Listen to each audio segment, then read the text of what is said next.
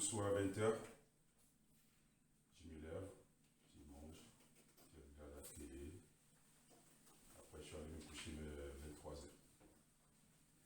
Donc, du coup, vers minuit, je me lève pour aller aux toilettes. Je voulais me lever et puis je vois que je suis levé. Après, je suis tombé sous le lit. Je dis, mais qu'est-ce qui m'arrive? J'ai essayé de me lever encore. Je vois que ma main droite, mes jambes droites, ça ne fonctionne pas. Donc, j'arrive pas à me tenir debout. J'ai essayé encore une fois, elle m'a dit, non, là, il y a un problème. Donc, j'appelle ma femme, la voix, elle ne sort pas. Donc, du coup, je me suis dit, je vais aller dans la salle des bains pour voir dans le miroir. Je voulais marcher, j'arrive pas. Donc, j'ai forcé de marcher doucement pour y arriver. Quand j'ai vu mon visage, j'étais choqué. Ça dit, mon œil, il était parti comme ça. Ma bouche comme ça. Et tout de suite, j'ai compris que c'est l'AVC. Parce que j'ai attendu parler de ça. Donc, ma main droite, elle était comme ça. Mes bras, mes jambes pliées. Donc, je ne suis pas tenu, j'étais comme ça. Donc, du coup, j'ai regardé dans le miroir, j'étais vénère, j'étais en colère. Parce que moi, je suis un croyant, je crois en lui, je crois en Jésus-Christ. Parce que j'ai grandi dans l'église. Mon grand-père, c'était un prêtre. Donc, j'ai commencé à. Je me rappelle bien, je lui dis, mais comment ça, tu as permis ça de m'arriver? Comment ça peut m'arriver ça? J'ai commencé à me mettre en colère. J'étais. Mais du coup, j'ai entendu cette voix-là qui me dit, prie.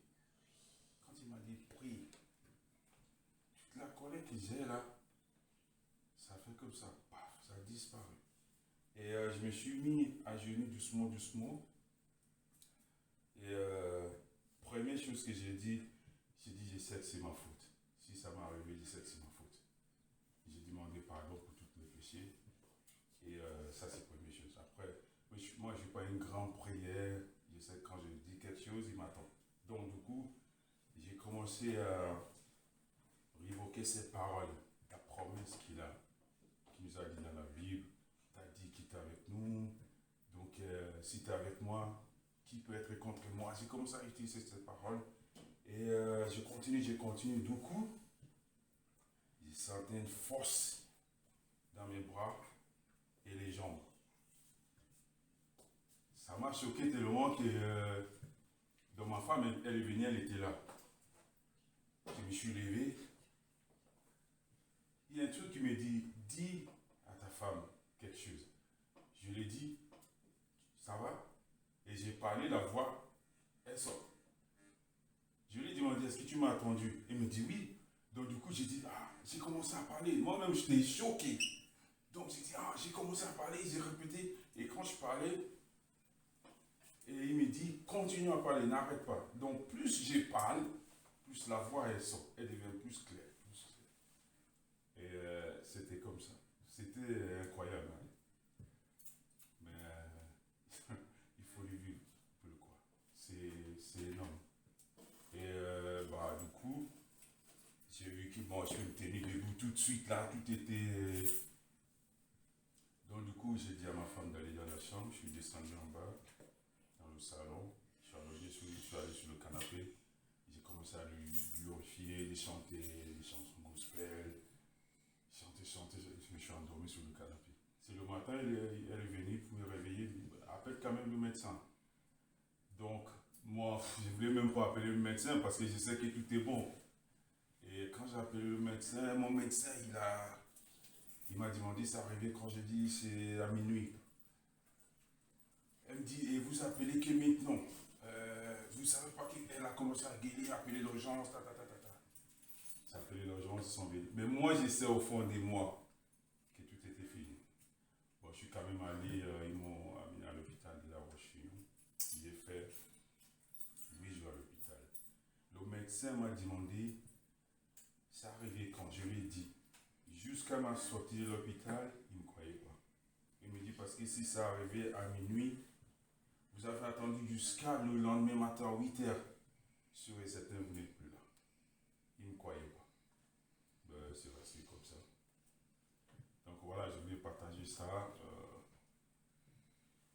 Ok, moi je connais des gens qui sont fait l'AVC, qui sont quand même eu des séquelles, qui sont écoutés ou qui sont. Donc je vais partager ça avec vous. Donc voilà mon histoire.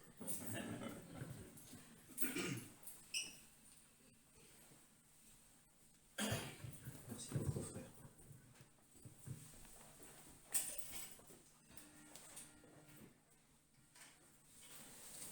Venons-en au message.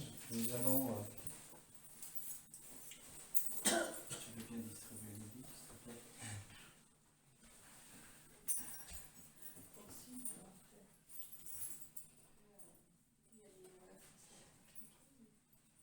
Et oui, nous allons lire dans l'évangile de Jean, au chapitre 3.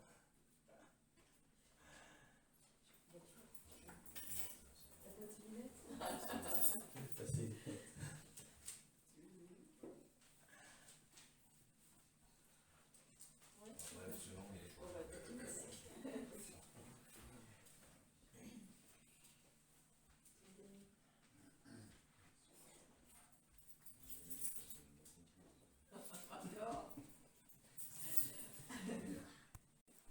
Jean chapitre 3. Premier passage, nous lirons le verset 14 jusqu'au verset 16.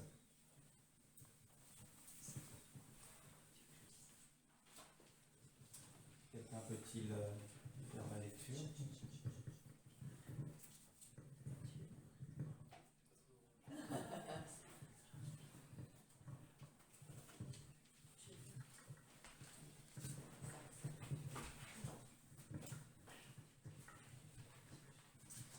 Et comme Moïse éleva le serpent dans le désert, il faut de même que le Fils de l'homme soit élevé, afin que quiconque croit en lui ait la vie éternelle.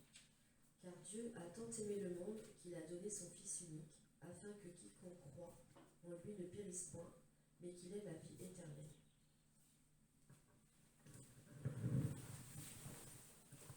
Oui, dans ce passage,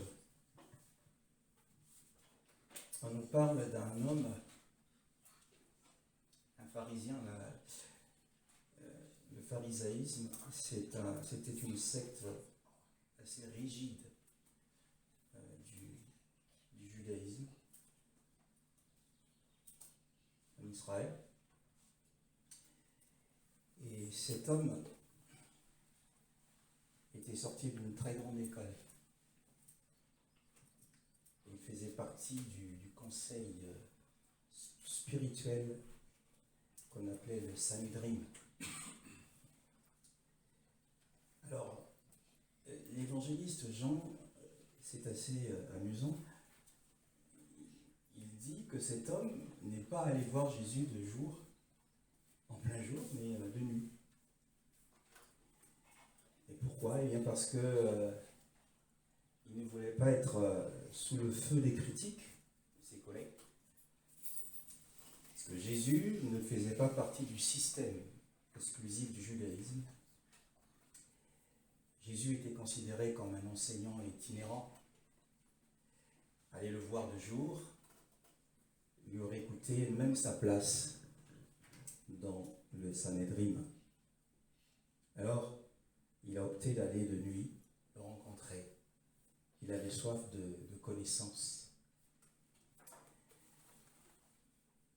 Et au cours de cette interview, de cette rencontre avec Jésus, Jésus l'a reçu, ils ont parlé d'un certain nombre de choses. Jésus lui a signalé qu'il avait besoin d'une nouvelle vie. S'il espérait un jour entrer dans le royaume de gloire. Alors le verset 14, qui n'a pas été lu, il est dit, et comme Moïse éleva le serpent dans le désert, il faut de même que le Fils de l'homme soit élevé, pour que quiconque croit ait en lui la vie éternelle. Car Dieu a tant aimé le monde qu'il a donné son Fils unique, pour que quiconque met sa foi en lui ne se perde pas, mais est la vie éternelle. Au cours de cet épisode, de cet entretien, dans cette édition, Jésus fait mention des écrits de Moïse. Parce que la Bible est subdivisée en ancienne alliance et nouvelle alliance. Et le législateur en chef de l'ancienne alliance, c'était Moïse. Donc Jésus cite Moïse en comparaison. Il cite les Écritures. Nous voyons à partir de cet échange que Jésus était parfaitement à l'aise avec les Saintes Écritures, avec la parole de Dieu. Jésus considérait la parole de Dieu comme une autorité suffisante sur tous les points, sur tous les domaines de la vie de l'homme. C'était une référence pour lui. Jésus se réfère aux Écritures pour donner un enseignement à ce docteur de la loi, cet homme qui était sorti d'une très grande école. Alors, si Jésus se réfère à la parole de Dieu comme une référence convenable qui couvre tous les besoins des hommes, nous pouvons faire confiance en la parole de Dieu. Ce matin, c'est le premier point. Le Seigneur nous appelle à faire confiance en la parole de Dieu. Ce sont les Écritures saintes. Et il dit, et comme Moïse éleva le serpent dans le désert, il faut de même que le Fils de l'homme soit élevé. Cela nous emmène à faire un travail. Jésus a évoqué un point de comparaison. Nous allons voir quels sont les points de comparaison et de différence qui sont suggérés dans cette histoire. C'est pourquoi je vous invite à ouvrir, ça va être un peu difficile, dans le livre des Nombres.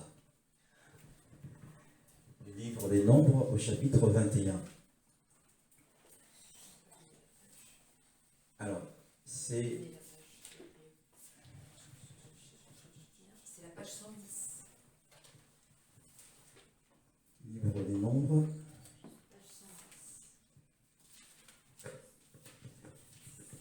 Donc, au chapitre 21. Chapitre 21. Le verset 4 jusqu'au verset 9.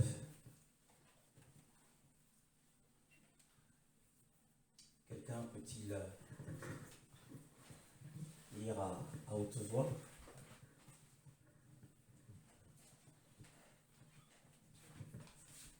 Sandra, si tu veux. Jusqu'au verset 9. Alors, ils partirent du mont Hor par le chemin de la mer des roseaux pour conquérir le pays d'Édom. Le peuple s'impatienta en route et parla contre Dieu et contre Moïse. Pourquoi nous avons fait quitter l'Égypte si c'est pour que nous mourions dans le désert? En effet, il n'y a ni pain ni eau, et nous sommes dégoûtés de cette misérable nourriture. Alors l'Éternel envoya des serpents venimeux contre le peuple. Ils mordirent le peuple et beaucoup d'Israélites moururent. Le peuple vint trouver Moïse et dit, « Nous avons péché car nous avons parlé contre l'Éternel et contre toi. Prie l'Éternel afin qu'il éloigne ces serpents de nous. » Moïse pria pour le peuple. Et l'Éternel lui dit, « Fais-toi un serpent venimeux et place-le sur une perche. Toute personne mordue qui le regardera aura la vie sauve. » C'est le verset 9. Merci bien. Alors, cette scène de l'histoire du peuple d'Israël et le contexte de cette scène, c'est que Israël, étant sorti de l'Égypte, pour les lecteurs de la Bible, Israël était sous esclavage. C'est le premier peuple à subir l'esclavage dans la Bible. Et par la puissance de Dieu, ils ont été libérés. Et le chemin que ce peuple a suivi, c'était le chemin du désert. Et ça faisait 40 ans qu'ils étaient dans le désert. Et presque vers la fin de leur séjour, ici, il nous est dit que le peuple a perdu son calme. Ils étaient environ 3 personnes, 3 millions de personnes. Ils ont perdu patience. Pourquoi? Parce que voilà 40 ans qu'ils sont dans le désert. L'environnement dans lequel ils étaient, c'était une nature entièrement sauvage, une région aride, brûlante, chaude. Le désert, toujours le désert, et jamais la terre promise.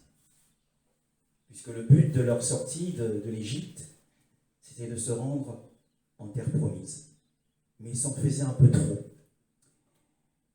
Mais pendant leur séjour dans le désert, ils avaient fait une alliance avec Dieu. Dieu leur avait dit que je vous traiterai selon vos actes. C'était un deal, pour reprendre les termes actuels. C'était un engagement qu'ils avaient pris.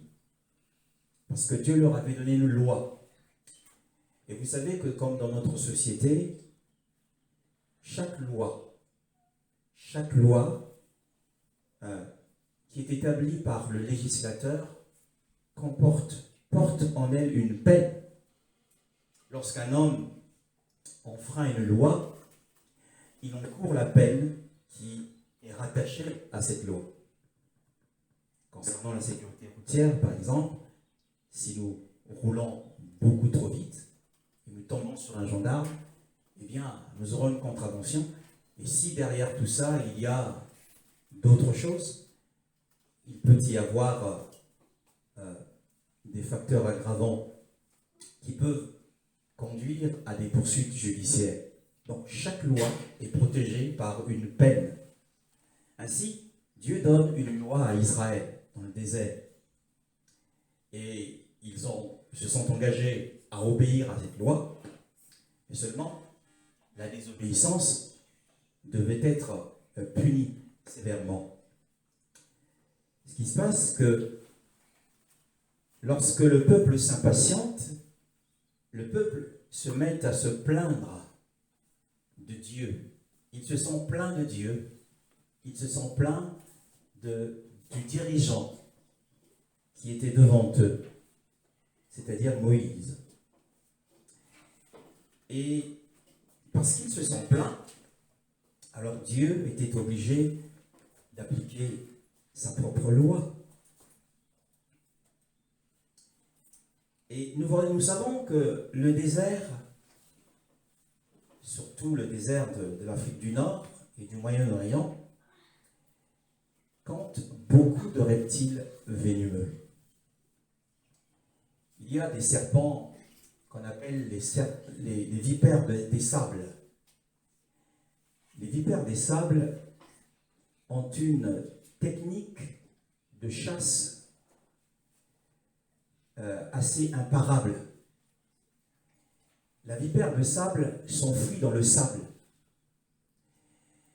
Et pour passer inaperçu, lorsqu'il s'aperçoit que sa proie est en train de s'approcher, les vipères de sable ont des cornes, des espèces d'antennes.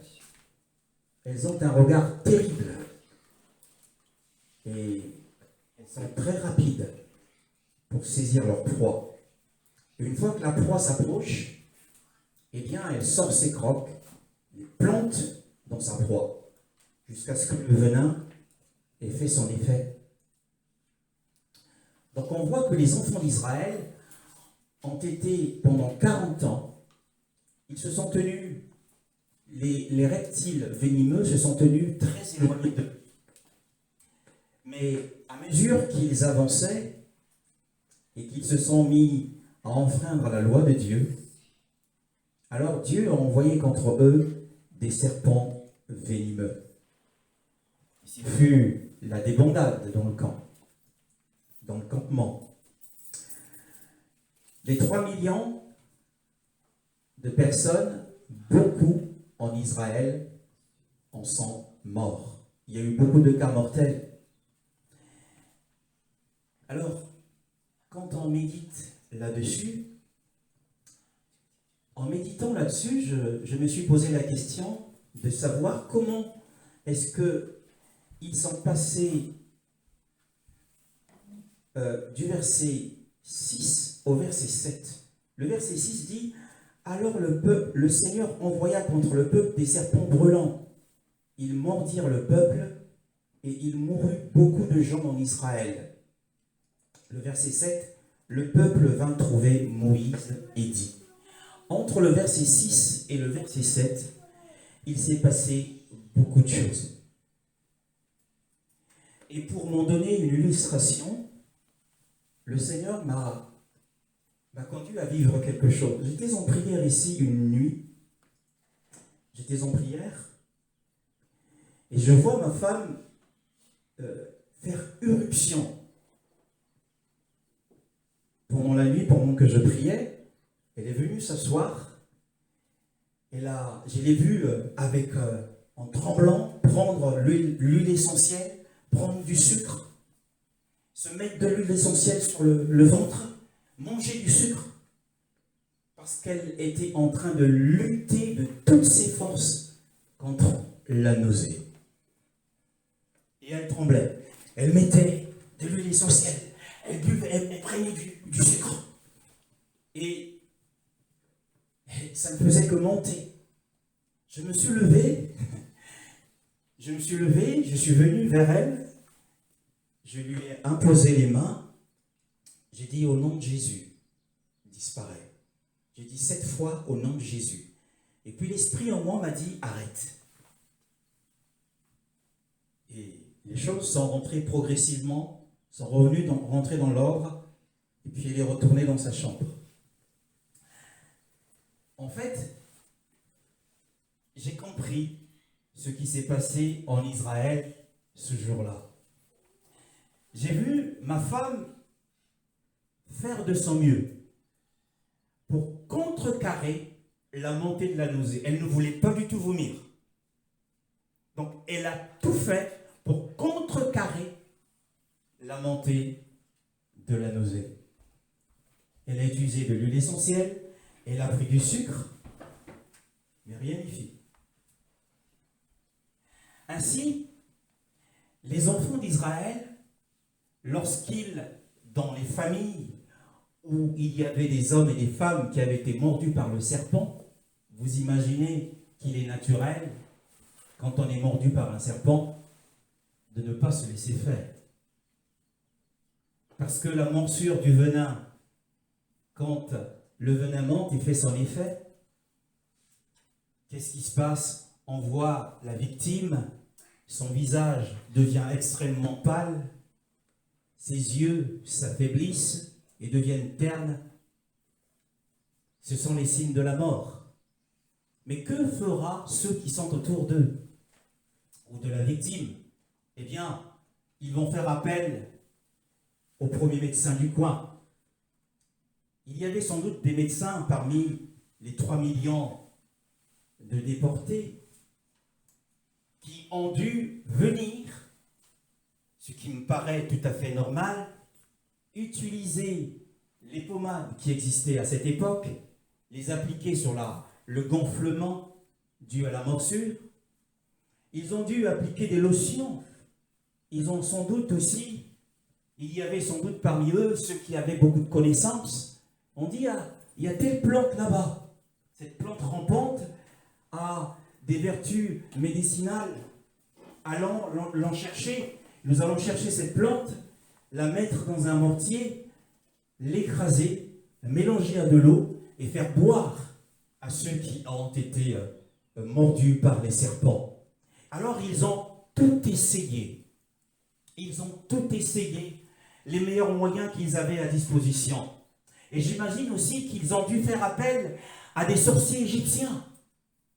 Il y a tel sorcier là-bas, et on sait que lorsqu'il fait des incantations et qu'il prononce des paroles magiques, il peut y avoir un effet surnaturel. Alors ils ont fait appel à ces hommes habiles dans les charmes, qui ont dû prononcer des paroles, mais rien ne s'était passé. Le résultat, ça a été une mort rapide. Une mort rapide. Alors, voyant qu'ils étaient emmenés au désespoir de leurs propres ressources, comme l'a fait Carole, lorsqu'elle a éprouvé cette nausée, elle a voulu utiliser ses ressources, l'huile essentielle, le sucre. Ainsi, les fils d'Israël ont essayé d'utiliser les ressources qu'ils avaient à disposition. Ils ont fait appel à des médecins. Ils ont fait appel à des sorciers. Ils ont utilisé, les pratiques, les différents procédés dont ils avaient connaissance. Mais cela n'a rien donné.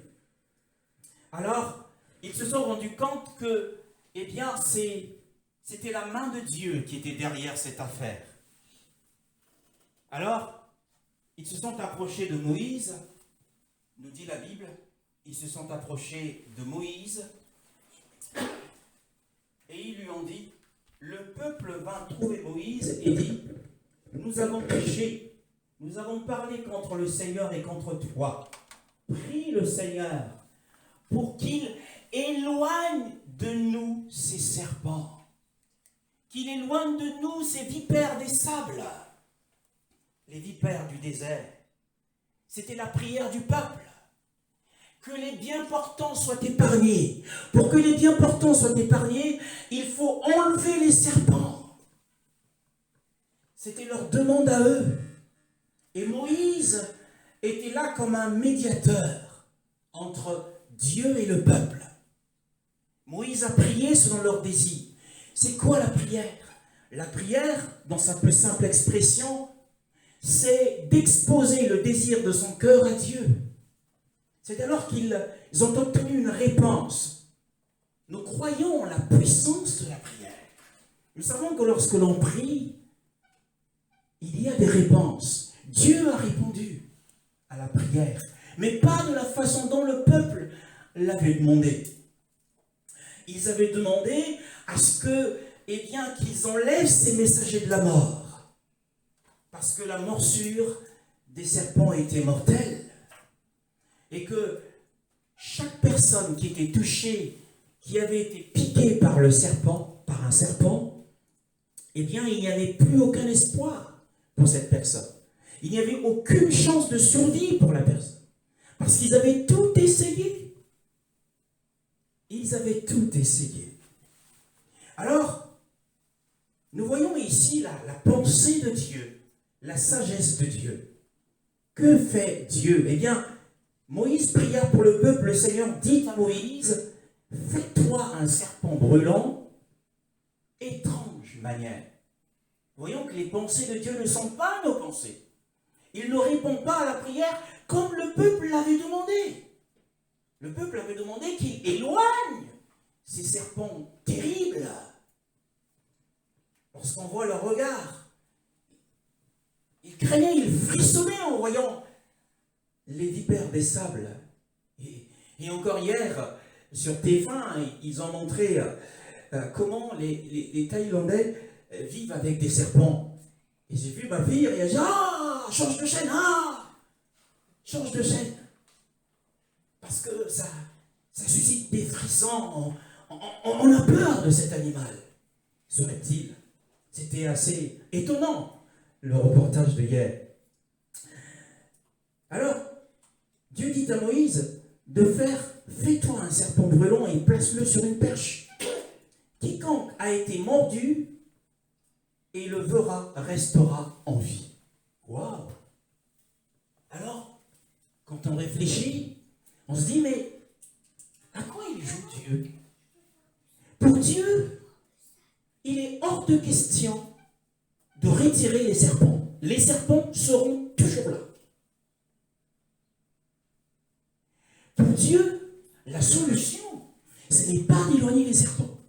La solution, c'est de venir au secours de celui qui a été mordu. Pourquoi? Parce que Dieu a emmené les hommes jusqu'au désespoir de leurs propres ressources. Et ils ont tout essayé. Il ne s'est rien passé. Alors, pour lui, c'est une occasion en or pour montrer sa gloire et sa puissance. Puisque les sorciers ont essayé avec leur charme de diminuer le gonflement, le visage livide, extrêmement pâle, n'a pas retrouvé son éclat. Pour autant, ceux qui avaient les yeux languissants et vitreux n'ont pas retrouvé la splendeur de vie. Alors Dieu dit, moi je vais m'occuper des mordus. Alléluia. Et c'est ça. C'est comme ça que Dieu agit. Ça, pour lui, il veut montrer sa gloire et sa puissance lorsque nous sommes dans l'incapacité de faire quoi que ce soit. Pour que l'homme ne puisse pas tirer gloire. Quand l'homme n'y arrive plus, est-ce qu'il y a une maladie en toi que tu n'arrives pas? Tu as été voir des médecins. Tu as parcouru. Tu as vu des médecins. Tu as vu des praticiens. Ils ont tout essayé, mais il ne s'est rien passé. Pour Dieu, c'est une occasion en or. Pour qu'il montre sa gloire et que tu reconnaisses qu'il est Dieu. Et cette scène a pour but de nous montrer le chemin du salut.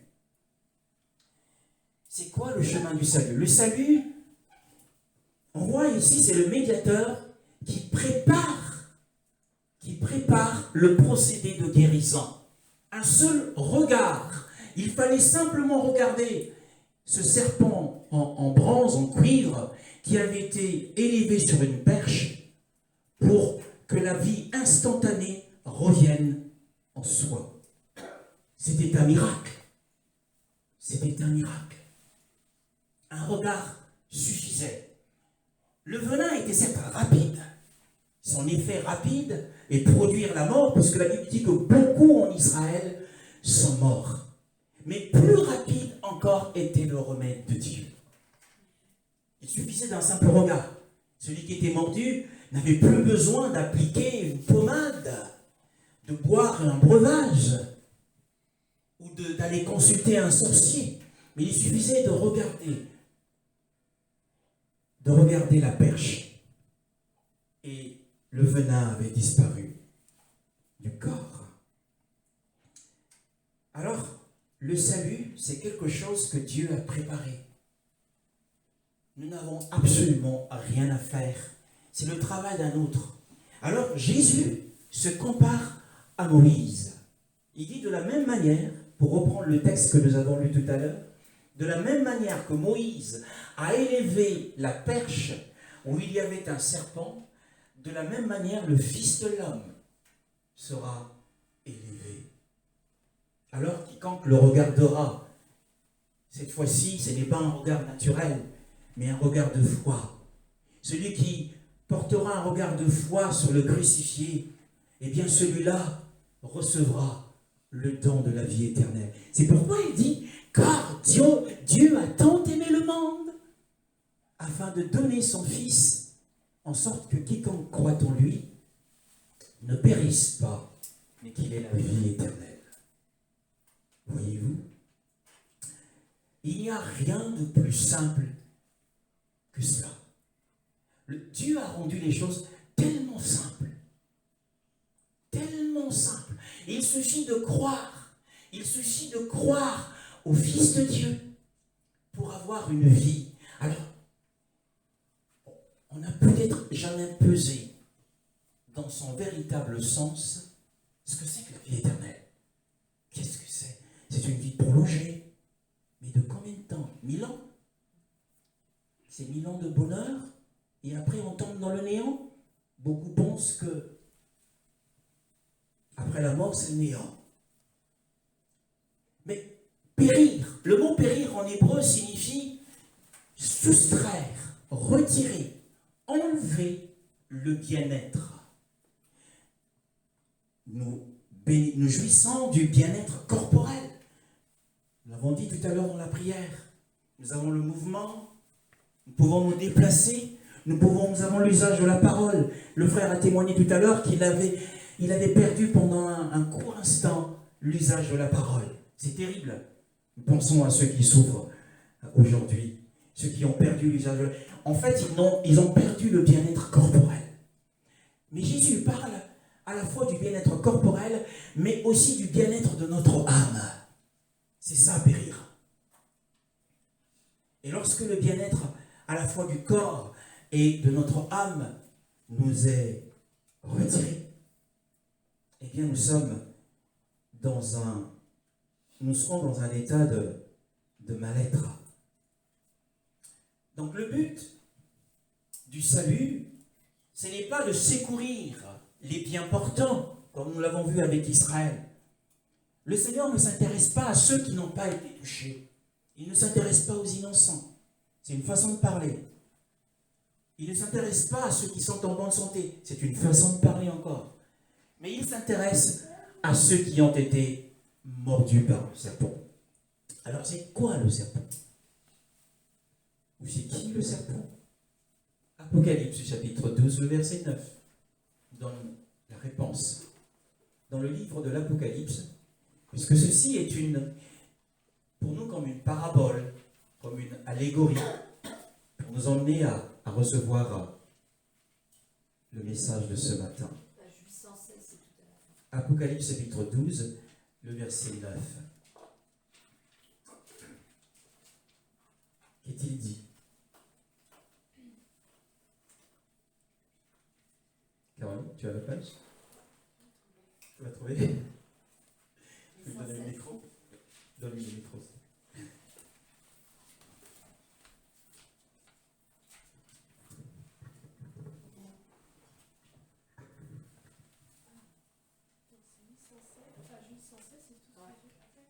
Le verset 9. Alors il y a plusieurs versets. Tu peux les lire?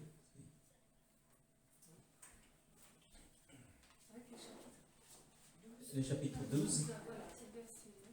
Oui.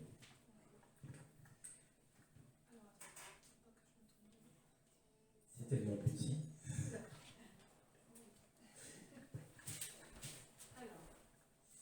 Il fut jeté dehors, le grand dragon, le serpent ancien, appelé le diable et Satan, celui qui égare toute la terre. Il fut jeté sur la terre et ses anges furent jetés avec lui. Et voilà. Alors nous avons la réponse. Le serpent en cuivre. Pourquoi le serpent en cuivre? Eh bien, c'est pour signifier la malédiction que s'est attiré Satan. Et que cette malédiction demeurera. C'est pour ça que le serpent est en cuivre. C'est un matériau, un métal durable. C'est pour signifier qu'il sera à toujours sous la malédiction. Ainsi, la grâce de Dieu. Qu'est-ce que la grâce de Dieu? C'est la faveur imméritée de Dieu. N'enlève pas Satan et ses tentations. N'enlève pas Satan et ses épreuves. C'est pour ça que Dieu n'a pas éloigné les serpents. Mais la grâce de Dieu s'occupe des mordus. Alors, cela va sans dire, tous les hommes sur la terre sont des mordus. Et ils luttent de toute leur force contre le venin du vieux serpent. Et Dieu dit, j'ai tant aimé le monde, et je donne mon Fils, afin de vous transmettre une vie éternelle. C'est quoi la vie éternelle? Nous avons dit, ce n'est pas 1000 ans, mais c'est des milliers et des milliers d'années.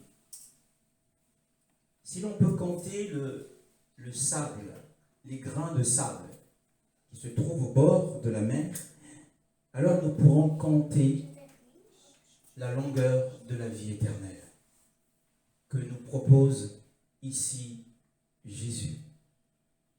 Il suffit de croire avec son cœur. Il y a un homme dans la Bible, et j'aime cette histoire, nous allons la lire pour terminer. C'est dans l'évangile de Luc, rapporté par Luc, au chapitre 23, à partir du verset 39 à 41. 684. Ça va aller? 684. Luc 23, le verset 39 à 43. Est-ce que tu as le micro? Vas-y. Hein. T'as pris coup? Oui, vas-y. Ah oui, oui. L'un des malfaiteurs crucifiés avec lui l'insultait en disant: Si tu es le Messie, sauve-toi toi-même et nous avec toi. Mais l'autre le reprenait et disait: N'as-tu aucune crainte de Dieu, toi qui subis la même condamnation? Pour nous, ce n'est que justice, puisque nous recevons ce qu'ont mérité nos actes, mais celui-ci n'a rien fait de mal. Et il dit à Jésus: Seigneur, souviens-toi de moi quand tu viendras régner. Jésus lui répondit: Je te le dis en vérité, aujourd'hui tu seras avec moi dans le paradis. Waouh! Voyez-vous, à la dernière étape, ce qui n'arrive pas à tout le monde, hein, la dernière étape de la vie de cet homme, se sachant condamné, et pour lui, il avait beaucoup de lucidité, cet homme. Il savait que c'était juste, hein, c'était un malfaiteur, il avait fait du mal dans sa vie, et que ce qu'il subissait, ce n'était que justice. Mais il a eu un regard de foi à l'égard de son voisin crucifié, Jésus. Il dit: Souviens-toi de moi quand tu viendras régner, Seigneur. Et Jésus lui dit: Je te le dis en vérité, aujourd'hui, tu seras avec moi dans le paradis. C'était les derniers instants de la vie de cet homme. Il a cru. Et où est-ce qu'il a fini? Dans le paradis, avec Jésus. Il avait une vie, il a reçu la vie éternelle. Qu'a-t-il fait? Si ce n'est de croire. C'est de cela dont parle Jésus. Un simple regard de foi nous emmène à être appelés enfants de Dieu aujourd'hui. C'est le message que le Seigneur avait pour vous aujourd'hui. Vous qui êtes présents ce matin. Vous n'avez pas besoin de faire grand-chose, on ne vous demande pas grand-chose, si ce n'est de croire au nom du Fils de Dieu. En croyant en lui, vous obtiendrez la vie éternelle. Je regardais, et voici, j'ai vu deux grandes chaînes. Il y a deux familles qui sont enchaînées. Les chaînes, c'est l'esclavage.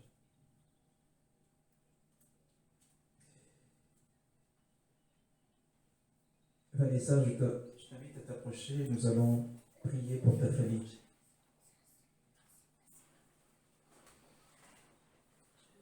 Allez, s'il te plaît.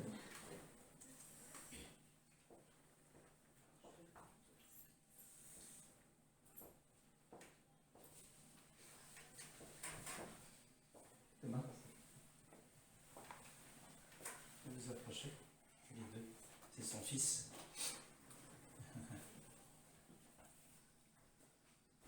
Alors, la prière, comme nous l'avons dit dans sa plus simple expression, c'est de dire ce qu'on a comme désir sur le cœur. On a vu Moïse prier pour le peuple selon son désir. Et Nous allons prier pour la maman de Vanessa, pour les problèmes de santé. Et nous allons à nouveau prier pour la sœur de Thomas, afin que ces chaînes soient brisées. Au nom de Jésus. Il y a de l'autorité dans le nom de Jésus. Frère, tu peux venir prier avec moi pour cette famille.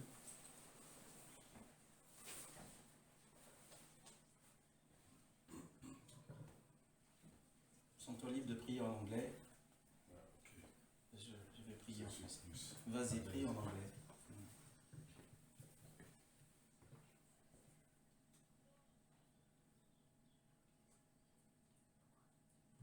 In the name of our Lord Jesus Christ, our Lord and our Savior, the true living King, the Son of God Almighty Selah, the Almighty Yahweh. You are the God of the universe. You say where 1, 2, 3 are gathered in your name, you are in the midst of them. We ask you right now to come in our midst. You already know, before we gather here, you know that we are going to be here. What people might have as their problem, every sickness, every pain, every worries, we put it onto you, Lord Jesus Christ. You are our Lord and our Savior. Heal every home. Heal everybody that's here today that have come with pain in their heart, with every sickness in their body, their soul, their spirit. I call upon you right now, Lord Jesus Christ, our Lord and Savior. Show yourself to them. Let them know that you are the Son of God. Heal their heart and their body, their soul. In the powerful, mighty name of our Lord Jesus Christ, I have prayed. Amen. Merci Père, encore une fois, pour Vanessa, pour sa mère. Nous brisons ces chaînes au nom de Jésus. Brisons les chaînes sur Sarah au nom de Jésus. Nous prions ce matin afin que tu soutiennes Vanessa. Comme l'a dit Carole, je ne peux pas, je ne suis pas capable de supporter ce que supporte Vanessa. Nous savons que tu lui as donné beaucoup de force pour supporter les épreuves qu'elle traverse. Et nous prions que tu la fortifies davantage. Merci de faire du bien à Thomas, à Élie, à Eva. Merci de visiter cette famille. Si tu as montré ces chaînes, c'est parce que l'heure de la délivrance a sonné pour eux. Au nom de Jésus. Amen. Amen. Merci.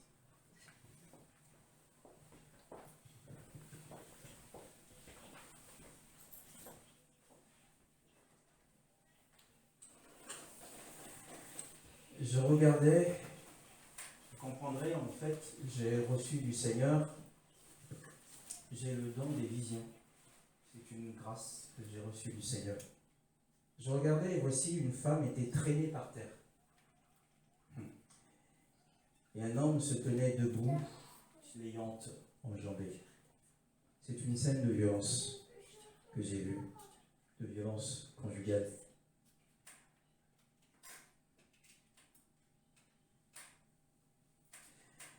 Je regardais et voici une dame âgée, assise à table, une autre dame plus jeune, en tablier, vient lui servir à manger. Quel est le sens de cela? Ça paraît banal. Mais le Seigneur dit à Vanessa que servir Dieu, ce n'est pas seulement faire un service religieux, mais tout ce que nous faisons au nom du Seigneur, c'est cela, servir Dieu, avec l'esprit du Christ. Si tu donnes à manger à ta mère, au nom de Jésus, tu es en train de servir Dieu. Celui qui dresse la table, au nom de Jésus, est en train de servir Dieu. Celui qui donne à boire un homme, au nom de Jésus, est en train de servir Dieu. J'ai vu un homme qui est addict du tabac. Et l'image que le Seigneur me donne de cet homme, c'est qu'il est comme quelqu'un qui est assis sur une chaise et il est attaché. Or, la position d'être assis est une position de repos. Donc cela ne l'affecte pas. Et cette personne est attachée. Et j'ai entendu le Seigneur dire, je délie l'être délivré. Ça m'a paru assez étrange. J'ai dit, je délie l'être délivré. Qu'est-ce que cela veut dire? Eh bien, l'œuvre de la croix a été effective il y a 2000 ans. Juridiquement, les hommes sont délivrés. Ils sont potentiellement délivrés. Mais dans les faits, il faut que quelque chose se passe. C'est pour ça qu'il dit, je délie l'être délivré.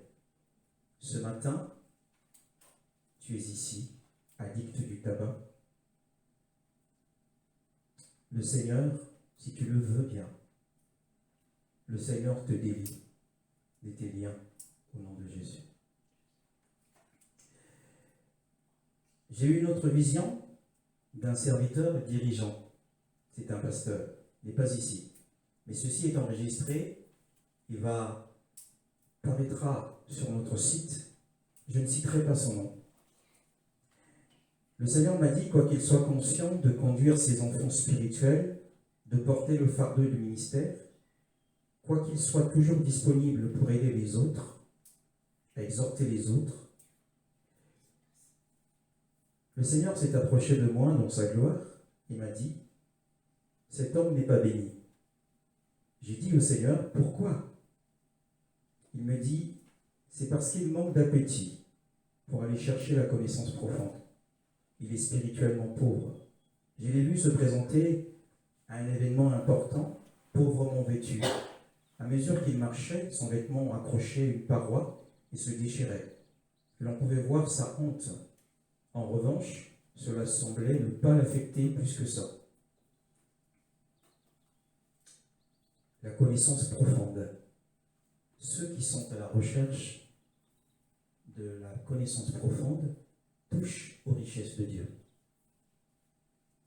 La vraie connaissance de la parole, c'est la richesse de Dieu. Et beaucoup de serviteurs de Dieu n'ont pas la connaissance profonde, notamment celui-ci.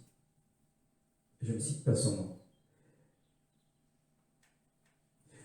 Je regardais et voici une femme qui avait des problèmes de peau.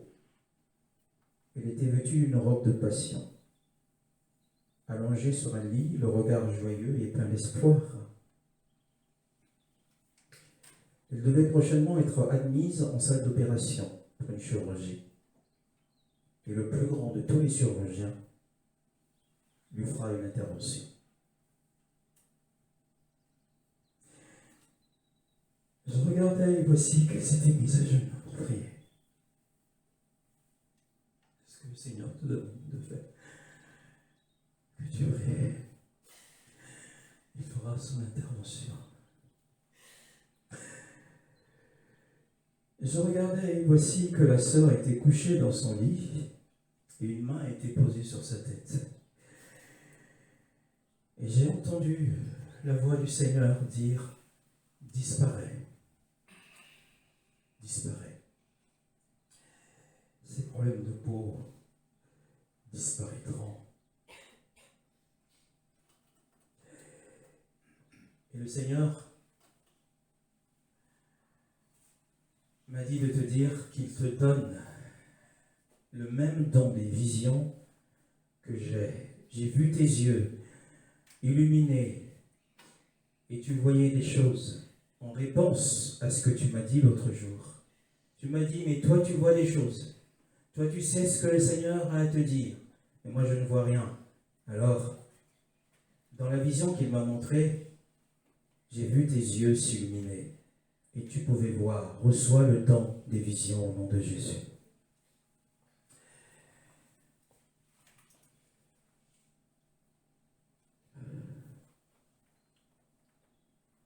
Je regardais et voici un être céleste en vêtements blancs éclatants se déplaçait au milieu de nous ce matin.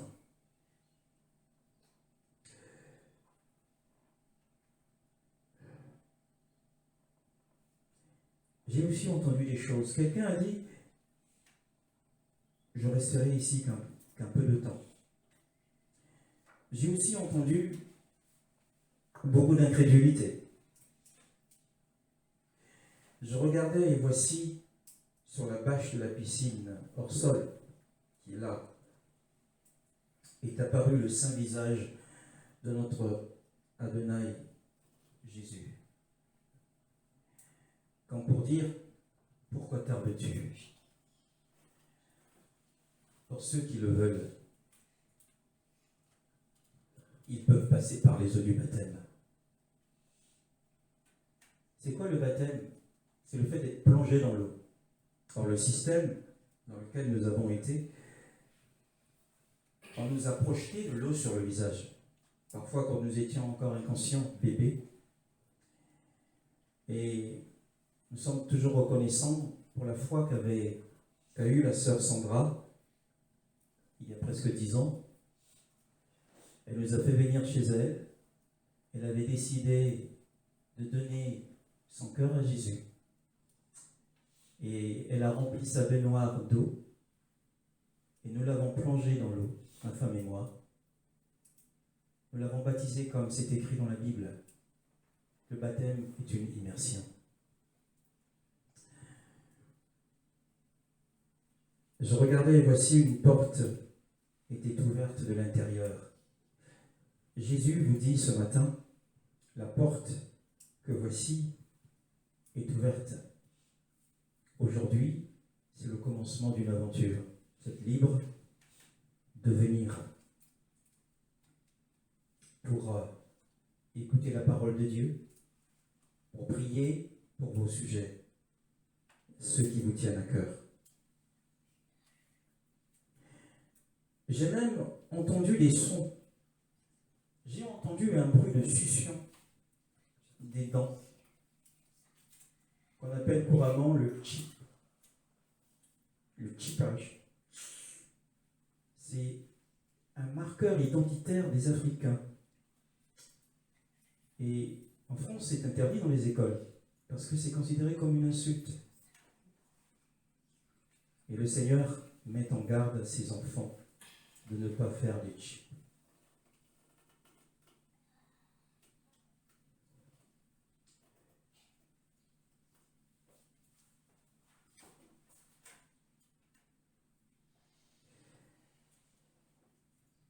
Je voudrais que l'on prie pour Alain Charles.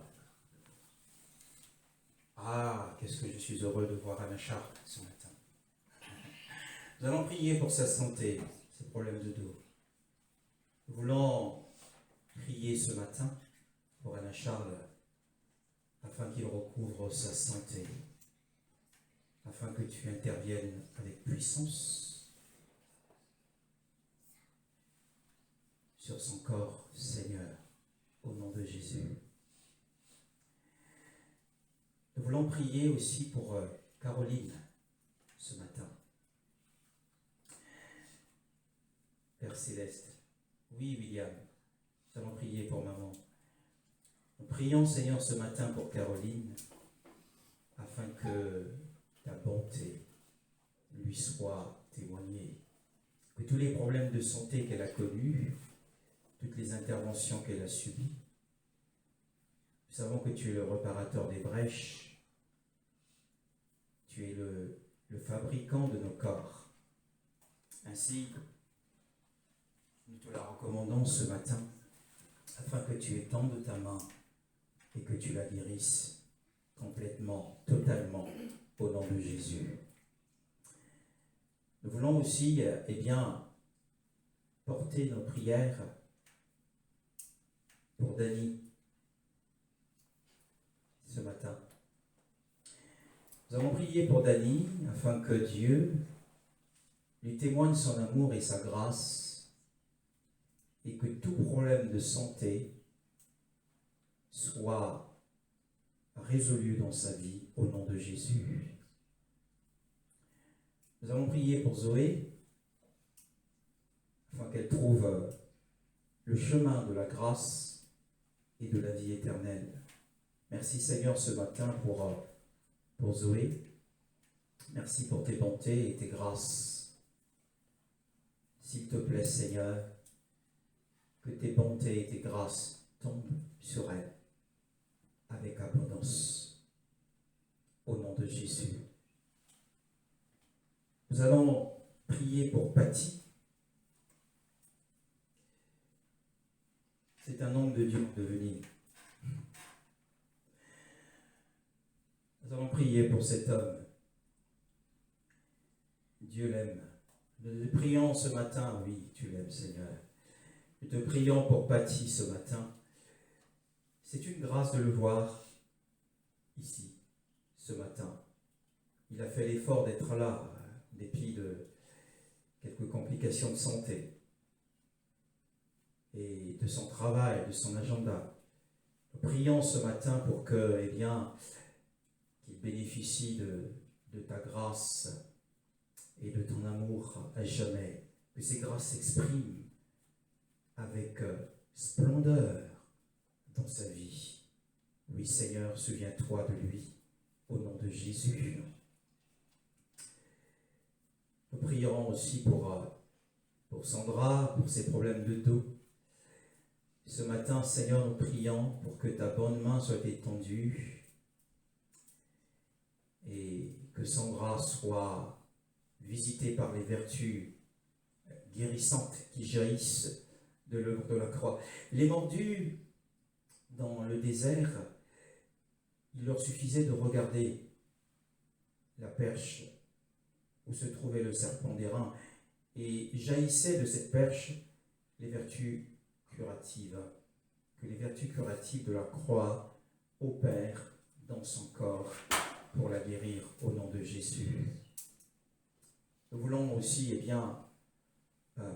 prier à nouveau pour le frère Franklin, que la bonté et la gloire du Seigneur se manifestent davantage dans sa vie.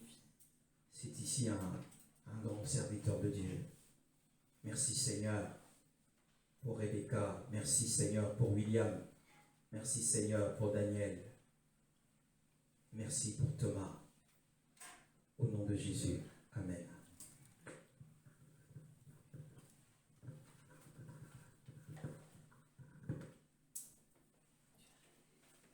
Voilà. Avez-vous des questions? Pas trop difficiles.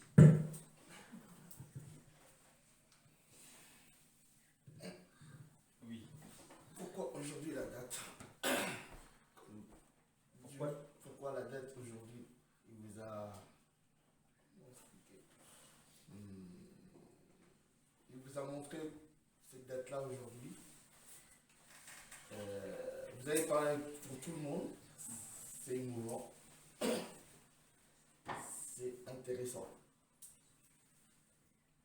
Ça se voit que Dieu, moi je l'ai ressenti, Dieu est venu vous voir. Parce que j'observe, quand je sens quelque chose, Attendez, je fais ce micro pour... j'ai un peu malade. C'est pas grave. Quand je sens quelque chose, je le dis. Il y a l'harmonie dans tout ce que vous avez dit. Ça, c'est pour moi que Dieu vous a visité. Alors, pourquoi aujourd'hui? Eh bien, les chiffres dans la Bible ont une signification. Le chiffre 1 représente Dieu. Écoute Israël, le Seigneur ton Dieu est un. Le chiffre 3, c'est aussi Dieu. C'est aussi le signe de la résurrection. Le chiffre 4, c'est le chiffre de la création. Le chiffre 5, c'est le chiffre de la responsabilité. Le chiffre 6, c'est le chiffre de l'âme. Le chiffre 7, c'est le chiffre de la perfection. 8, c'est encore la résurrection. Or, 9 est composé de 3 plus 6. Donc, on rejoint. Le chiffre 10, c'est encore le chiffre de l'épreuve. C'est le chiffre de l'épreuve et de la responsabilité. Le chiffre 12, c'est le chiffre de la plénitude universelle. Les 12 apôtres, les 12 trônes, les 12 portes de la Nouvelle Jérusalem. 12 parle de l'universalité.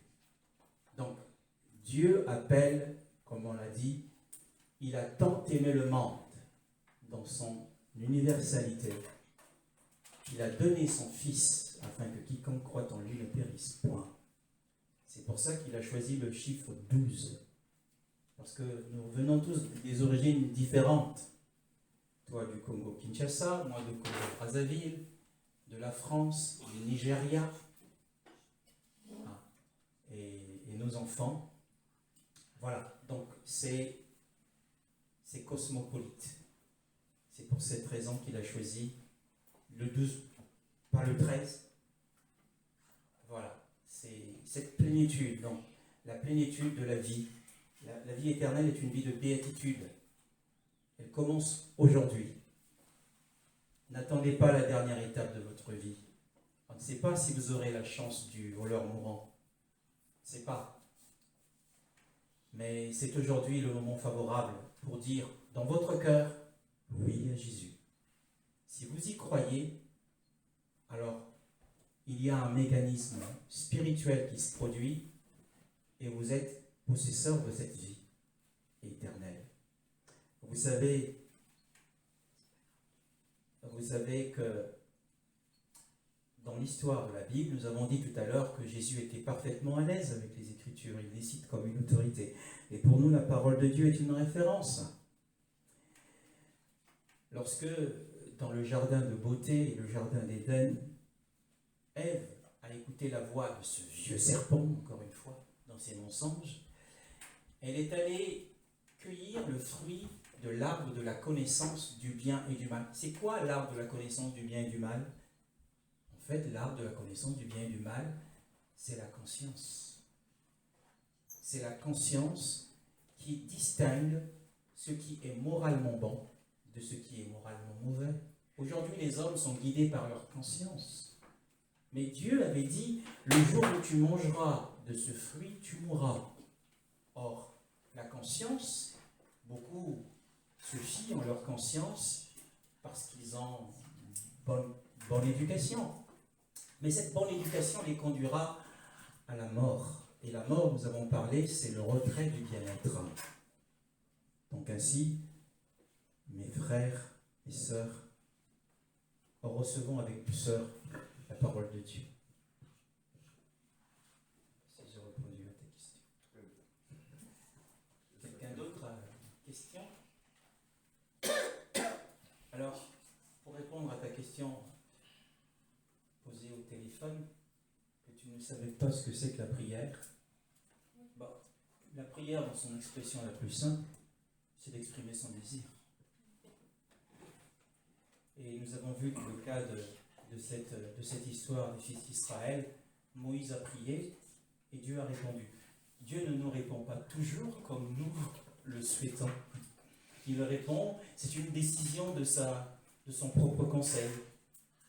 Il répond selon sa sagesse et ce qui est bien pour nous. Il n'a pas éloigné les serpents, mais il a secouru les mordus pour que les gens disent « Waouh, c'est un grand Dieu !» N'est-ce pas? Quelqu'un a une autre question? Donc ici, c'est le lieu de la prière pour des sujets divers. Et aussi pour nourrir son âme de la parole de Dieu. Parce que l'homme ne vit pas que seulement du pain. Il ne doit pas nourrir que le corps, il doit aussi nourrir son entité intérieure qui ne se nourrit pas du pain physique, qui se nourrit du pain spirituel, qui est la parole de Dieu. Voilà. Zoé, tu as une question? Non.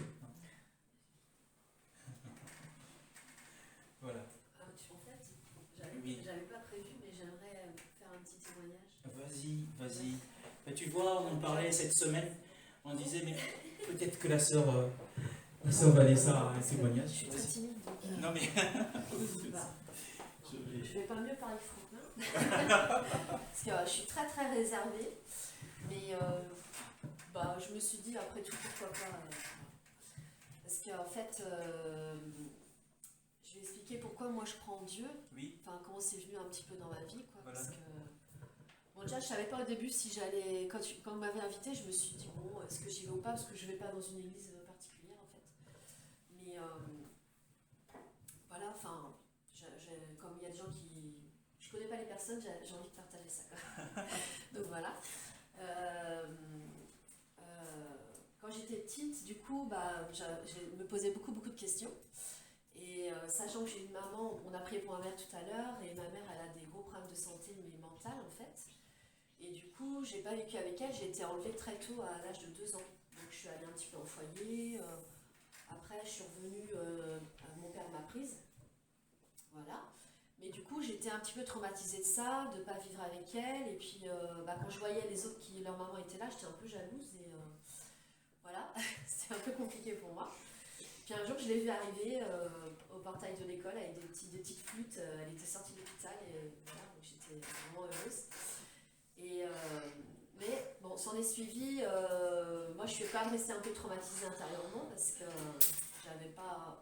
À cette époque, on n'expliquait pas vraiment aux enfants ce qui se passait. Alors, du coup, bah, j'étais un peu traumatisée d'être passée en foyer, de famille en famille, etc.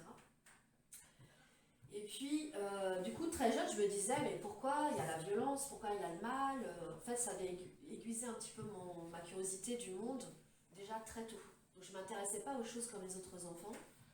Je voyais déjà les choses, voilà. Et puis, donc, ce qui m'avait vraiment interpellée, c'est que, comment dire, ma maman, elle a essayé de se suicider au moins une dizaine de fois.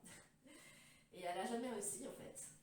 Et ça me touche beaucoup parce qu'en fait, une fois, elle s'est même donnée donc une balle avec un revolver. Donc je vais loin là quand même. Hein. Oui. Et en fait, elle n'est pas morte. Et donc les médecins ont dit, moi j'ai vu un peu le sang couler, tout ça.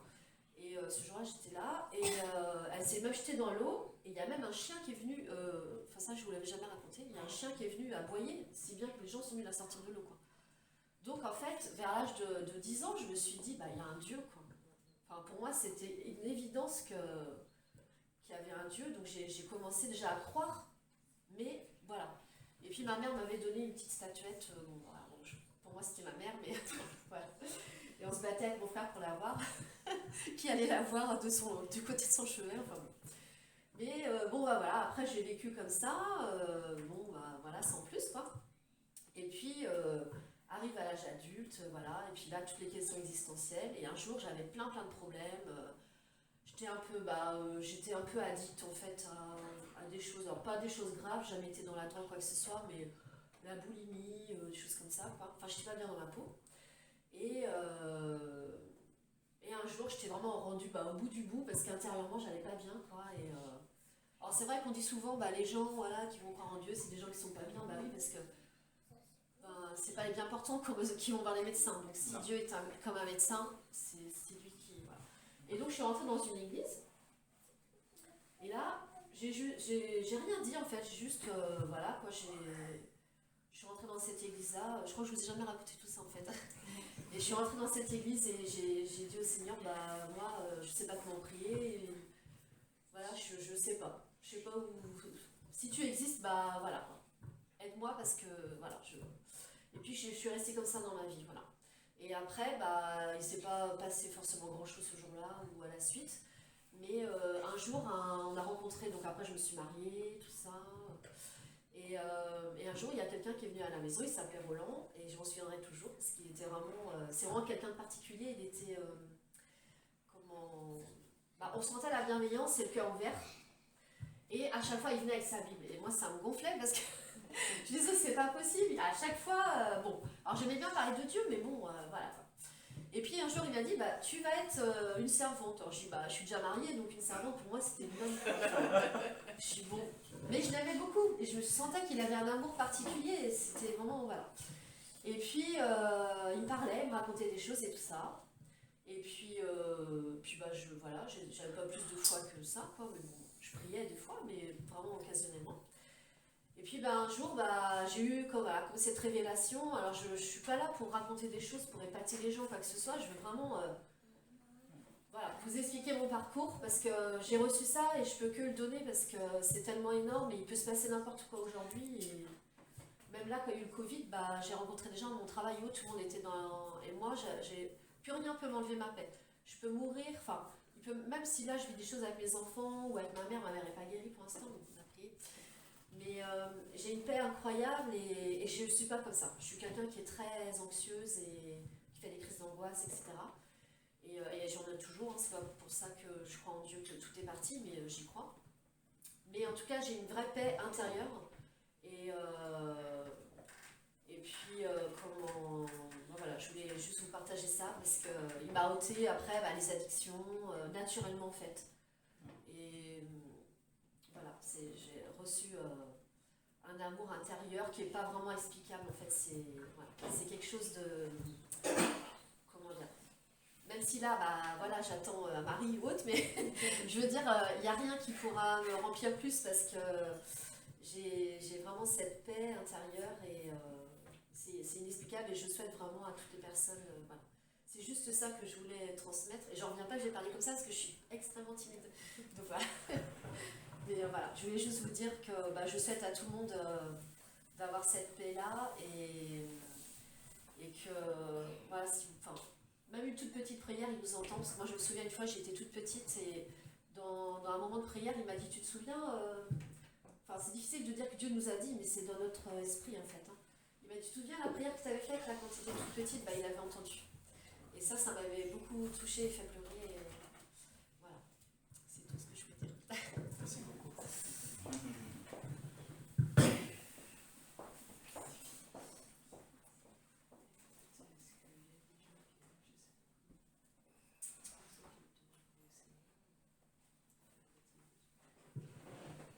Donc la question de savoir aussi pour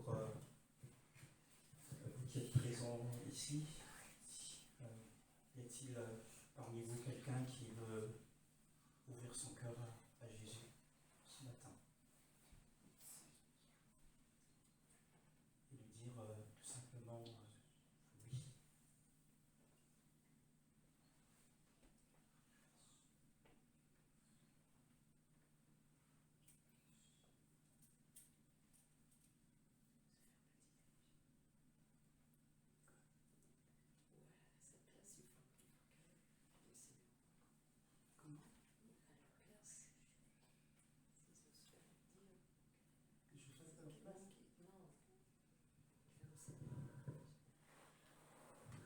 Après, c'est vrai que c'est délicat de le dire peut-être devant tout le monde. Après, chacun fera.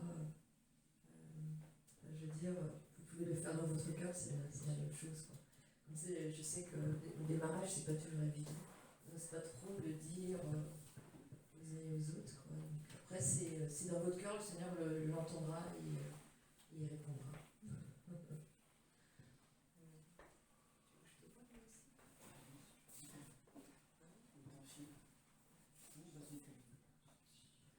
Après, moi aussi, je peux donner mon témoignage.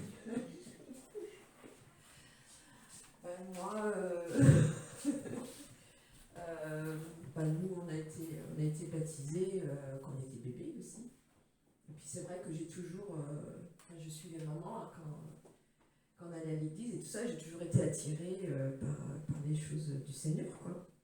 Grâce à maman aussi qui priait beaucoup. Et puis, maman, quand elle a vécu des choses difficiles, elle s'est toujours tournée vers le Seigneur. Et ça l'a beaucoup aidé dans tout ce quotidien. Donc on avait un petit peu ce témoignage-là, mais c'est vrai que quand j'allais à l'église, il y a des choses qui allaient pas. Quand on sort de l'église, ça part à droite et à gauche des uns et des autres. Donc voilà. Donc après, moi je me suis retrouvée à lire beaucoup de livres. Donc j'étais attirée par tout ce qui était asiatique, les choses de l'Asie, le bouddhisme et tout ça. Et je me suis retrouvée sur Paris. Et là, j'ai côtoyé beaucoup de gens bouddhistes, des moines, des gourous, ils appellent ça des gourous. Hein. Donc, ces personnes-là m'ont demandé de faire des choses, même carrément physiques, avec elles, pour atteindre certains niveaux spirituels. Donc, par la grâce de Dieu, j'ai jamais accepté ces choses-là, et les livres m'ont permis aussi d'avoir un certain recul vis-à-vis de tout ça. Je suis même allée au Tibet pour voir ce qui se passait. Je suis allée au Népal, je suis allée, voilà, j'ai voulu faire mes propres expériences. Et je voyais bien que là non plus, il n'y avait pas la vérité, il y avait des choses qui ne collaient pas. Donc après, c'est vrai que j'ai étudié pas mal de toutes ces choses-là. J'ai étudié un petit peu le soufisme, enfin toutes ces choses un peu, et que l'islam que j'ai pas trop, enfin j'ai survolé. Donc je m'étais rendue au bout de tout ça, donc je me suis dit bon ben voilà, la vie, j'ai pas trouvé. Puis quand je suis revenue sur Nantes, il y a quelqu'un qui m'a parlé du Seigneur, mais de Jésus, mais vraiment pas comme on en parlait, pas avec cette religiosité, mais vraiment en tant que personne, quoi. Quelqu'un d'accessible, quelqu'un avec qui on peut parler au quotidien, quelqu'un qui rentre vraiment dans la vie du quotidien, qui voit toutes choses, qui sait toutes choses, et vraiment comme un ami, quoi. C'est vraiment été une rencontre, comme une rencontre personnelle. Bon, j'entendais parler en long et en large, je disais, bah, tiens, c'est intéressant ce qu'il me raconte, même j'en avais parlé à maman et tout. Et puis de là, bon, la personne m'a dit, arrivé à un moment donné, bah, tu sais, c'est tout simple, donner sa vie au Seigneur, donner son cœur. Parce que moi, j'avais vécu plein de choses, j'ai beaucoup souffert aussi. Voilà, pour moi, la vie, elle avait plus de sens arrivé à un moment donné, parce que j'avais vécu tous mes rêves, j'avais tout fait, enfin, j'avais l'impression d'être rendue au bout de ma vie, quoi. Donc,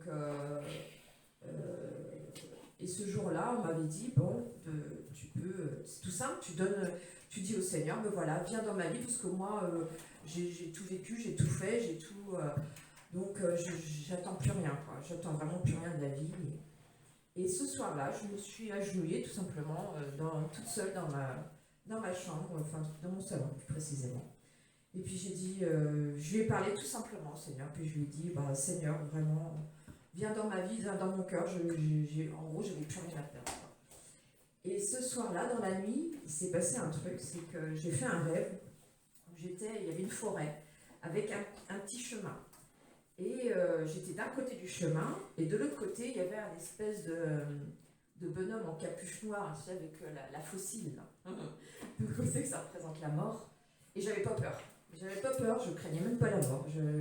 J'avais pas peur du tout. Et en fait, à ce moment-là, il y avait un homme qui s'est mis comme en boule de feu de multicolore, qui est venu débouler le bonhomme avec sa fossile. Et je me suis réveillée avec ça. Donc après, c'est vrai que j'ai demandé des explications. Et en fait, je pense que, enfin, on voulait vraiment que je meure, quoi.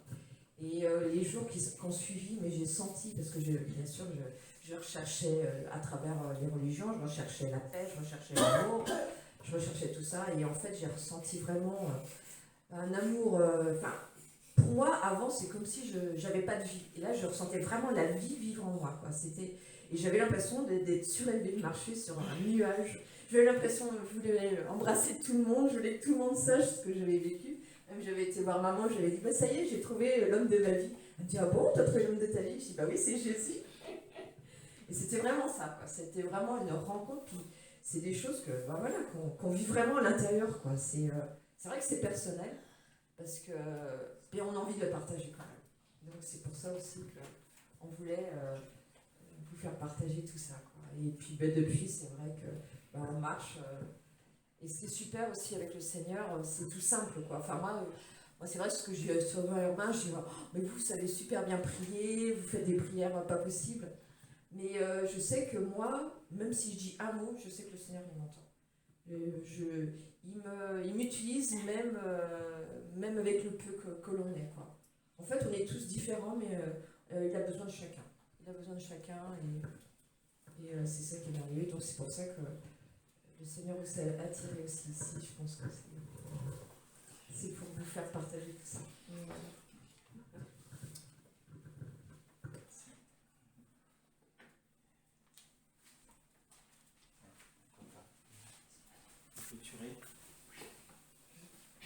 Merci beaucoup, Seigneur, pour